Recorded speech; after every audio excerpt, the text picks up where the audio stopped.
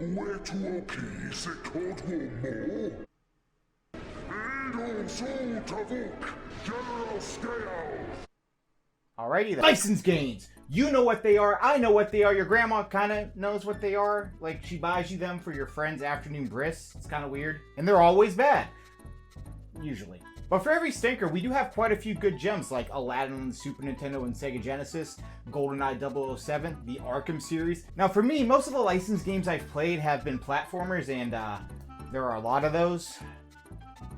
And they're not good. But that's a video for another day. But today we're going to be looking at licensed racing games. Why that? Well, because I ran a contest on Twitter and whoever won got to pick a game for me to cover. Now I actually had two winners, and instead of doing, a tiebreaker, which makes sense, I decided, you know what, screw it, you both win. Go pick a game for me to do. And the both of them picked a licensed racing game, so that's why we're here. Admittedly, I'm not the biggest racing game fan. I can only think of like 5 games I like other than Mario Kart. But, you know what, here we are, and I'm going to give these games a shot.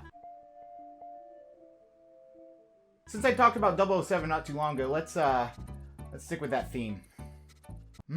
It almost makes too much sense for there to be a 007 racing game. With GoldenEye's release, both the video game and movie, the franchise received a huge surge in popularity. Now, obviously they couldn't just make a kart-like racing game for 007, that wouldn't feel right. Luckily, Twisted Metal provided the perfect blueprint that these developers could take inspiration from. They did none of that. Alright, quick story time. I actually played this game years ago for an event called Fantember. It was an event where I would review games that people suggested throughout the month of September. Now, I got like 38 games and 12 of them were RPGs, so I learned quickly that, yeah, this was a mistake. I finished one Fantember video and was working on a second one, which 007 Racing was supposed to be a part of. Now, since that video never came out, here's a quick synopsis of how I felt back then. I hated every second playing that game. And now I'm here to do it again. The intro cutscene is actually kind of cool. Granted, it's like looking at creepy animated Barbie dolls, but I'll give it a pass since it was released in November of 2000? Okay, never mind. Forget that I said that. It does not look as great as compared to games back then. You know what? Before actually starting the game, I want to look at who the developer is since the last outing. I didn't even bother to look it up. Alrighty, let's see. The developer was... Udinex?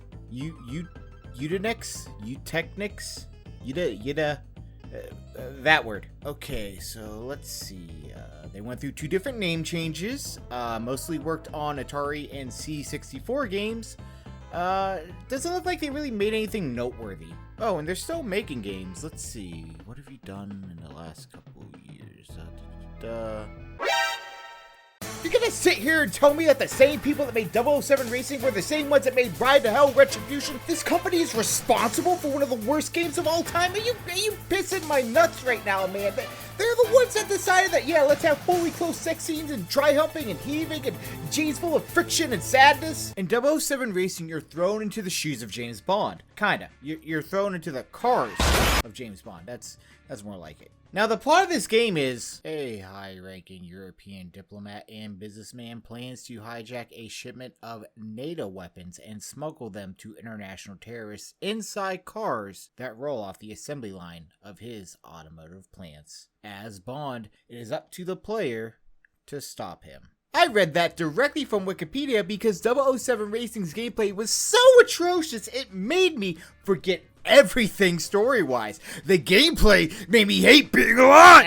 Wolfkaosaun, how could you hate a racing game with James Bond? Because there is no racing, Josh! There is no racing! For a game that has the word racing in its title, you would think that they would remember to include that in their game. But no! 007 Racing has 0 racing. That's right, none of it! The game freaking lies to you before you even put it into your PlayStation. Like, what the piss? Funny enough, this game not having racing isn't its biggest sin. No, the biggest sin that this game commits is its controls. Controlling a Bond car feels just freaking disgusting, man. Like, how do you ruin that experience? I'm freaking offended by this. The buttons feel pretty unresponsive. Like, you're constantly fighting the game to read your inputs. Like, sometimes it'll only read a few of your inputs, or the inputs are gonna lag and you miss a turn because of that, or you don't shoot your gun when you want to, or you can't get out of the way of an explosion quick enough. And before you go thinking, explosions? Well, that sounds pretty cool. No, they even freaking got that wrong. You see, you get dropped into certain levels, and instead of having a moment to just exist in the 007 world, you're thrown into a demolition derby, and you literally have a millisecond to move, or else you're getting teabagged in the middle of a Denny's parking lot. Really, you have to be holding the accelerate button before the level starts, or avoid getting it. And even then, the game will say, "Fuck you." Anyway, explosions. So in certain levels, you have to take out these cars, right? You want to know how to do that? You run into them. It seems simple enough, but one, the AI is always on your booty hole, and two, you take damage for any hit you do. Yes, when you try to inflict damage, even if they're stationary, you take damage. And oh boy, you better freaking pray to all that's holy that you're still moving when you finish off a car, because sometimes you take damage from an AoE. Yes, these cars have a final AoE attack that can ruin your life. You made demolitions not fun. How did you accomplish such a freaking set? How are you so accompanied? Why did I play this game? F you, John. As I said earlier, it often feels like the game doesn't properly read your inputs. You could push the necessary buttons to move your car to the left and then proceed to push an attack button along with the brakes, but the game will only react to the turn and attack button, and the brakes may be on a slight delay, or the game may say, you know, screw you, we don't want to do that. Another thing the game can't seem to handle is when there are so many cars on the screen at once. So those instances where, you know, I talked about so many cars coming at you to hit you, they are a frame rate nightmare. Everything is against you. The world hates you in those instances. You feel that hate. Now, there are some positives to 007 Racing. That hurt to say. For starters, the car selection. They actually did their research for these cars. Granted, that's not really difficult to do, but licensed games usually miss that mark, so good on ya. Missions are hit or miss. Some are okay to do, but nothing really stood out to me as fun. The only missions I remember are the downright terrible ones, and there are plenty of those. Let's see, another good thing. Voice acting. Well, let me rephrase that. John Cleese's voice acting. It's pretty good. Every other character was a mixed bag of Doritos and piss socks, though. There you have it, all three positive things I have to say about this game. Even with those three things, 007 Racing is hot garbage. I need you to understand how bad this game is. I despise this game. It is disgusting. It's awful. It is a walking testament to the sins man has committed. I hate this game. I want to yell about how bad I hate this game, but I can't because I am so exhausted. It's worn me out. It has worn me out. And I scream half the time. 2 out of 10. Fuck this game. I feel like a weight has been lifted off my chest. I don't think you guys understand how much I was dreading coming back to this game. Not gonna lie, I'm so glad I'm done with this curse and I can just lay this to rest. But speaking of James Bond, you wonder who my favorite James Bond is? Garfield. That's right, baby. We're doing Garfield Cart. We're doing both Garfield Carts. Why? Because I like pain and suffering. Let's go. Okay, I can't even yell properly because of 007 Racing. Just give me 10 minutes. I'll be back. 3 weeks later. Alrighty, so gotta get that full gamer experience and change the setting to be as high def as possible. Wait, so above average takes away the shadows, but so does the highest setting? Below average and the lowest setting do the same thing. Why does average have the shadows but none of the other ones do? Like, is it just me or does the average look the best out of all of them? Do they even look any different? I don't even know. I'm losing my mind. It's fine. I want shadows. We're going average. What the piss are these noises?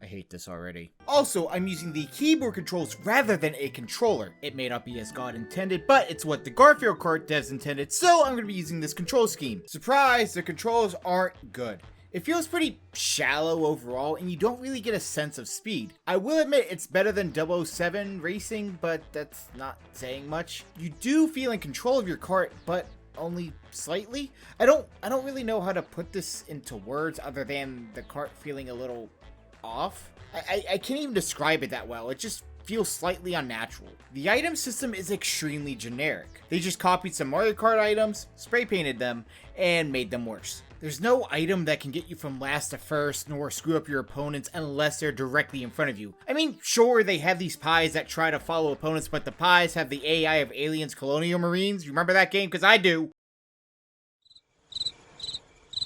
The mechanics are extremely bare bones. Like drifting, for example, it gets you nowhere. You turn way too tightly and have zero use for it. It's so bad, even the computer isn't using it. And yes, I know, I'm playing on easy, but I don't care. I'm not putting forth any effort into this game. Not even John Arbuckle, the delicious semen demon, can change that. These collectible puzzle pieces are a pain in the left nipple to get. Like, you have to have the accuracy of a god to get some of these jumps, and even then you need an item half the time. Or something like that. I don't even know how to get some of these, I'm just guessing. What made collectibles in racing games fun was the fact that you could drive by one and then realize on the next lap you gotta make a sharp turn to grab it, or you see one off the path so you plan to save a boost to go get it, or see one in a weird spot that is at the end of a shortcut, thus making you keep your eyes open for any possible hidden paths in your upcoming lap.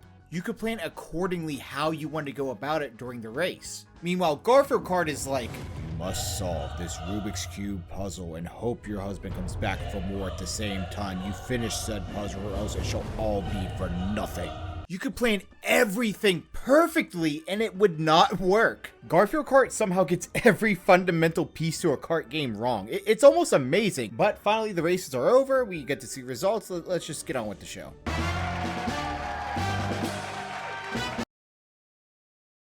They use stock clapping for this. The only reason I know that is because I've used the same exact one. I have a Ryu number of Garfield. Wait, I screwed up that joke.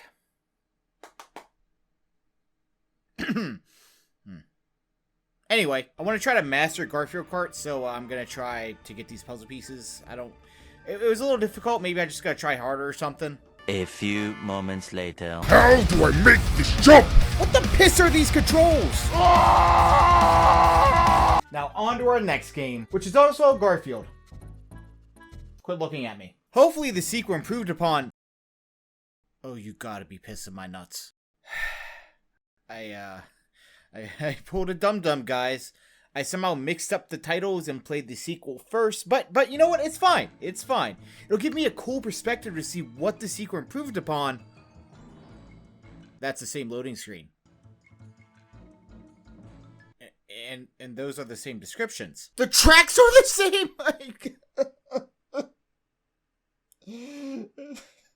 Okay, so there are some differences, but they're pretty bad ones. The course looks like they just copy and pasted one piece of road over and over, but they don't quite connect the right way. There's still a little space in between, and they don't connect fully. It's very off-putting. I don't like it. The sound effects are somehow worse. The music is so atrocious that I had to turn it off during my third playthrough. Why did I play Garfield Cart 3 separate times? That you may be wondering that. I understand that. It's because my PC hated Garfield Cart so badly, it decided to corrupt the recording twice. Moving on. The carts have no weight to them. Like, I feel absolutely nothing while turning. Like, I could be moving the analog sticks of a controller at a Walmart with the TV busted, and somehow that would have more weight to it than this game. Literal nothingness has more sustenance than Garfield Cart. Wait. The drifting. It actually works. Drifting in this game works? I kid you not. I decided to just mess around towards the end because of how bored I was, and I accidentally found out that drifting feels okay. Like, it actually works. Even the computer is using it. I knew you could do it, John Arbuckle. That's not to say the drifting in this game is good, because it's not. But it's pretty hilarious that they somehow took a step back in the next game, Garfield Furious something. I'm not even looking at the thing. I don't care enough. I pretend I do not see it. The environments are trash and completely barren too. Like, the developers, it seems like they just found random assets and threw them in. They didn't even try to spice them up. And the worst part is, the game has a hard time chugging along with all this stuff in the background. The frames were dropping constantly throughout every playthrough. Or maybe it just felt like time was moving slow. I don't know. This is just a boring, awful game. I do have one very positive thing to say about these Garfield Cart games. And that's the community tab.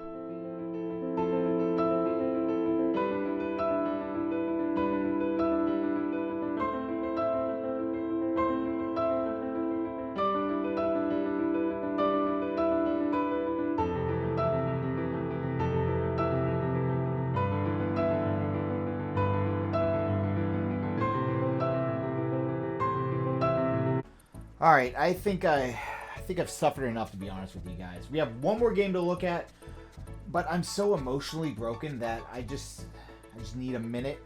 You know, I think I might need a nap, actually. I'm gonna go take a nap. I'll be back real quick.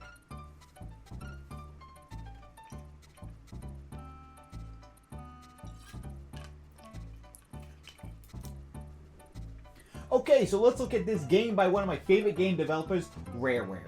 During the Nintendo 64's lifespan, there was a divide amongst mankind, a debate on what was the best kart racing game on the console, Mario Kart 64 or the correct answer, Diddy Kong Racing. Now, there was one game that slipped through the cracks of that conversation. One that, admittedly, I had played very little of and didn't rank so highly on my Nintendo 64 tier list video. That game being Mickey Mouse's Speedway USA. I'm gonna right this ship and give this game a second chance. I've had a lot of people speak highly of it, and it was one of the two games chosen for me to cover. Yes, that means that I am the one who chose Garfield Cart. I chose to cover both of those games because I'm a freaking idiot! Story of the game goes as follows. Some weasels decide to steal Pluto because he has a diamond collar, and yeah, there you go. That's the lore of this game. Why does Pluto have a diamond collar? Because he's priceless. Piss off for insinuating otherwise. So Mickey and his pals are on a mission to track down the weasels and bring Pluto home. Not really sure why they didn't just take the collar off Pluto, but whatever. In the beginning, you have 6 playable characters: Mickey, Donald, Goofy, Minnie, Daisy, and Sora. Wait, sorry, no, I meant Pete. I get those two confused quite often. While each character has stats, there are 2 corresponding characters that have the same exact stats, such as Goofy and Pete or Mickey and Donald. So basically there's only 3 different types of kart racers outside of the unlockable characters, of course. I'm gonna go with Donald Duck personally because I too like to scream. I gotta admit, the driving is smooth. Donald goes exactly where I want him to, and I feel like I'm in complete control. The inputs are responsive, and if I'm bad at the game, it's my fault, unlike another freaking... One thing that is kind of a bummer is the kart feels slow. Like, the only time you really feel like you're going fast is when you're going downhill. And while I like that Mickey Mouse Speedway has some kind of physics, I don't really get this sense of, holy piss, I'm zooming! It's more of a, yeah, this is a fun drive. Now, that's not to say the gameplay is boring by any means. On the contrary, power sliding is fun, jump-offs feel great, items are, well, they're okay. But this game does a lot of stuff well when it comes to the gameplay. I'm actually surprised this game didn't get more recognition when it came out, but then again, with the likes of Mario Kart 64, Diddy Kong Racing, and Crash Team Racing releasing around the same time, it's easy to see why this game was overlooked. Now, what about the tracks? Well, the race courses take place within the United States, hence the name. Also, does anyone else find it ironic that Disney hired a United Kingdom developer to recreate US cities? No, just me? Yeah, okay. So, there was a total of 20 tracks in the story mode. However, there was an additional 4 tracks in battle mode, and there is 1 track that can only be played if you do time trial.